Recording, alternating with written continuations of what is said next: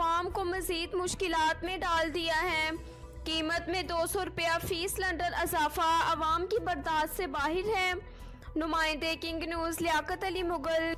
महंगी होती जा रही है। घरेलू इस्तेमाल का गैस का सिलेंडर जो चंद दिन पहले 1200 था आज 1400 रुपये मिल रहा है। गैस बम आवाम के लिए मजीद मुश्किलात पैदा कर रहा है। हमारे साथ एक शहरी हैं, वो क्या कहते हैं। अस्सलाम वालेकुम जनाब, ये जो गैस का सर्वे आप कर रहे हैं, इस दौर में सबसे ज़्यादा महंगाई है गैस में, बल्कि हर चीज़ों में महंगाई है, लेकिन गैस भी जो हमारी कोई पहुंच में से पहले ही बाहर थी अभी और बाहर हो गई है।